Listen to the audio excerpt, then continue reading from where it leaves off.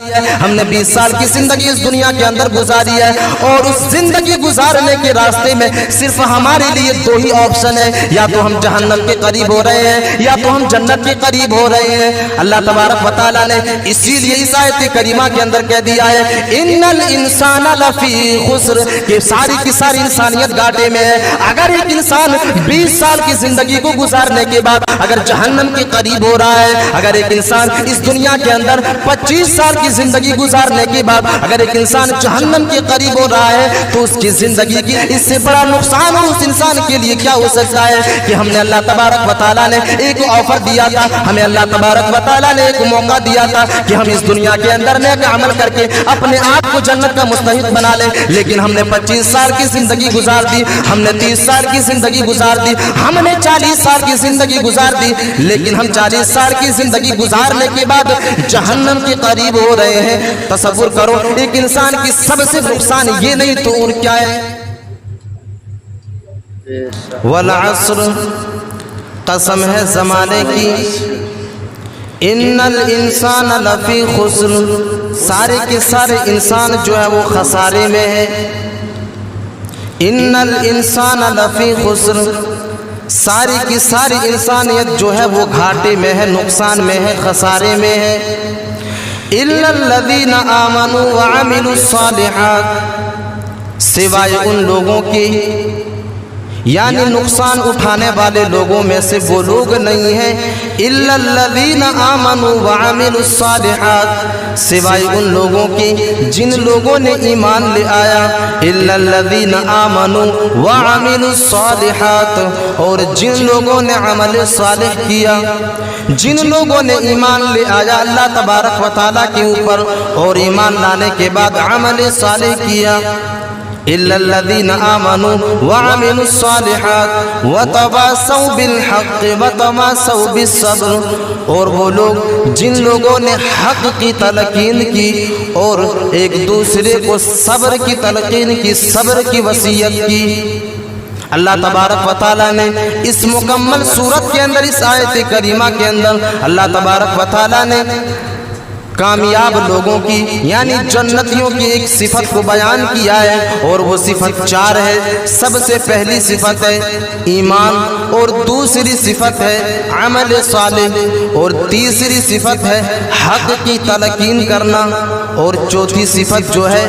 وہ ہے صبر کی تلقین کرنا۔ اس صورت کی سب سے پہلی خصوصیت اور سب سے پہلی فضیلت یہ ہے کہ صحابہ کرام جب ایک دوسرے سے ملا کرتے تھے، جب ایک دوسرے سے ملاقات کیا کرتے تھے، تو جب تک اس آیت کریمہ کو ایک دوسرے کو پڑھ کر کے نہ سنا دیا کرتے تھے، اس مکمل صورت کو ایک دوسرے کو پڑھ کر کے نہ سنا دیا کرتے تھے، اس وقت ایک دوسرے سے الگ نہیں ہوتے تھے۔ جیسے مثال کے طور پر ایک انسان اس مسجد کے اندر جمع ہوا، 2 انسان آ گیا، اب وہ 2 انسان جب اکٹھا ہو گیا تو وہ 2 انسان اس وقت تک الگ نہیں ہوا جب تک کہ ان میں سے ہر ایک نے ایک دوسرے کو سورہ عصر کی تلاوت کر کے نہ سنا دیا ہو۔ یعنی پہلے انسان نے دوسرے انسان کو سنایا اور دوسرے انسان نے پہلے انسان کو سنایا، یہ اس صورت کی فضیلت ہے۔ اس کے بعد ایک دوسرے سے وہ دونوں الگ ہو جایا کرتے تھے، یہ ایک صورت کی فضیلت ہے۔ دوسری فضیلت، امام شافعی رحمۃ اللہ علیہ اس صورت کے بارے میں ایک بہت بڑی فضیلت کو واضح کرتے ہیں کہ اگر اللہ تبارک و تعالیٰ پورے قرآن کو نازل نہ کرتا، صرف اسی ایک صورت کو نازل کیا ہوتا، پوری انسانیت کو دین سمجھانے کے لیے یہی ایک صورت کافی ہوتا۔ تو یہ 2 فضیلتیں میں نے آپ لوگوں کے سامنے بیان کیا اس صورت کی۔ آئیے اب اس صورت کی جو ہے تفسیر کی طرف چلتے ہیں اور اس کو تفسیر کے ساتھ سمجھنے کی کوشش کرتے ہیں۔ والعصر، قسم ہے زمانے کی۔ یہاں پر غور کرنے والی بات سب سے پہلے یہ ہے کہ اللہ تبارک و تعالیٰ نے یہاں پر زمانے کی قسم کیوں کھائی ہے؟ ہم قرآن مجید کے اندر دوسرے مقامات پر دیکھتے ہیں کہ اللہ تبارک و تعالیٰ دوسری چیزوں کی قسم کو کھا رہا ہے. کہیں پر اللہ تبارک و تعالیٰ نے چاند کی قسم کھائی ہے، تو کہیں پر اللہ تبارک و تعالیٰ نے ستاروں کی قسم کھائی ہے، تو کہیں پر اللہ تبارک و تعالیٰ نے قیامت کے دن کی قسم کھائی ہے. لیکن سوال یہ ہے کہ آخر اللہ تبارک و تعالیٰ نے یہاں پر زمانے کی قسم کیوں کھائی ہے؟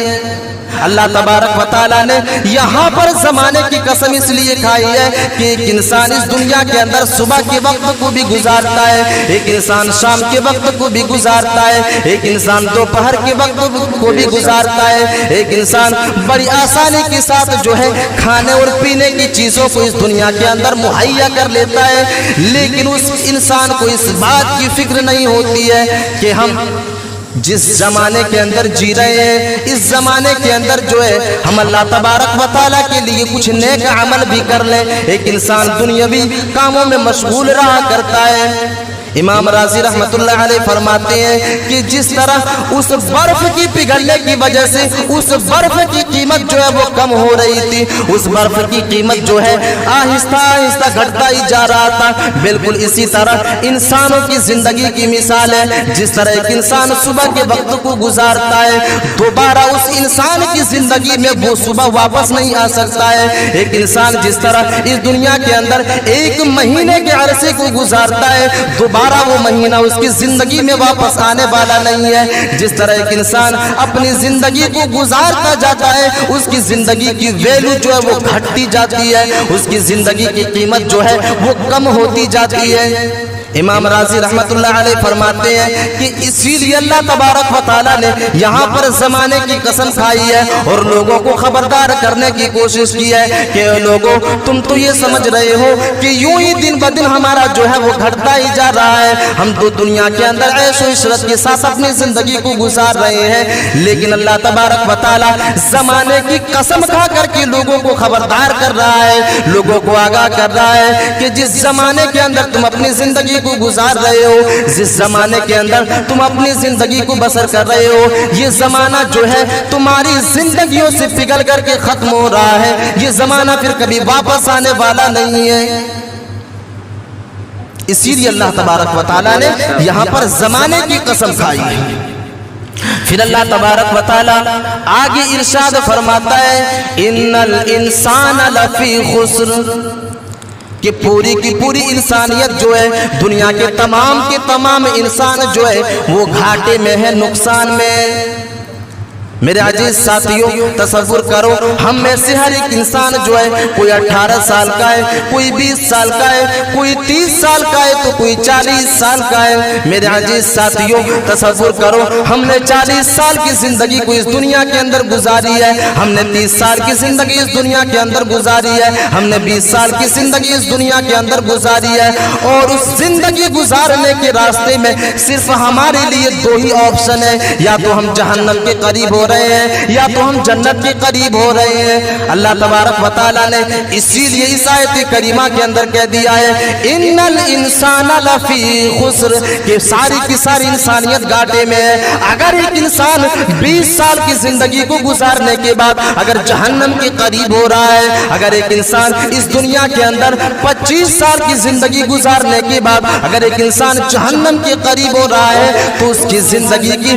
سب سے بڑی گھاٹا، اس سے بڑی گھاٹا اور کیا ہو سکتی ہے، اس سے بڑا نقصان اور اس انسان کے لیے کیا ہو سکتا ہے کہ ہم نے اللہ تبارک و تعالیٰ نے ایک آفر دیا تھا، ہمیں اللہ تبارک و تعالیٰ نے ایک موقع دیا تھا کہ ہم اس دنیا کے اندر نیک عمل کر کے اپنے آپ کو جنت کا مستحق بنا لیں. لیکن ہم نے 25 سال کی زندگی گزار دی، ہم نے 30 سال کی زندگی گزار دی، ہم نے 40 سال کی زندگی گزار دی. لیکن ہم 40 سال کی زندگی گزارنے کے بعد جہنم کے قریب ہو رہے ہیں. تصور کرو ایک انسان کی سب سے بڑی نقصان یہ نہیں تو اور کیا ہے؟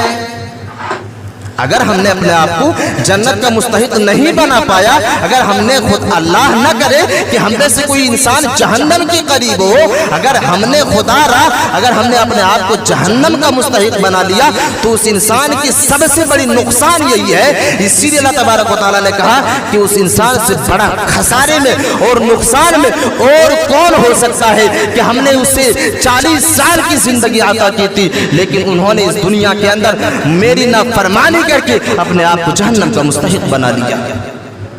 मेरे अजीज साथियों, इसीलिए अल्लाह तबारक व तआला कह रहा है इन्नल इंसाना लफी खुस्र, कि दुनिया के हर इंसान जो है वो घाटे में है, दुनिया के हर इंसान जो है वो नुकसान में है।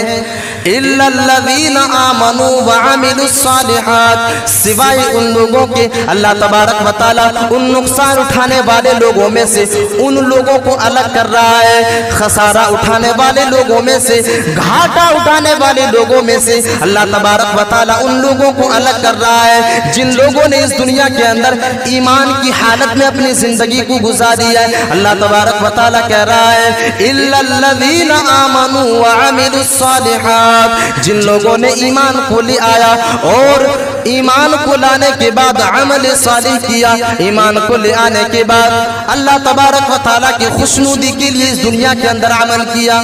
मेरे अजीज साथियों, अपनी जिंदगियों का जायजा ले लो, अपनी जिंदगी के ऊपर गौर व फिक्र करो, तसव्वुर करो, सोचो कि हमारी जिंदगी कैसे कट रही है। हमने कलमा ला इलाहा इल्लल्लाह का इकरार कर लेने के बाद क्या हमने नेक अमल में अपनी जिंदगी को गुजारी है? क्या हमने कलमा ला इलाहा इल्लल्लाह का इकरार भी किया है? तसव्वुर करें, अपनी जिंदगियों का मुशाहिदा करें, अपनी जिंदगियों के ऊपर गौर व फिक्र करें कि अल्लाह तबारक व तआला कह रहा है कि जिन लोगों ने ईमान ले आया और अमल सालिह किया। ईमान लाने का मतलब क्या है? ईमान लाने का मतलब क्या है? ईमान लाना सिर्फ ये नहीं है कि मुस्लिम घराने में पैदा हो गए, बस हम ईमान लाए, हम मुसलमान हो गए।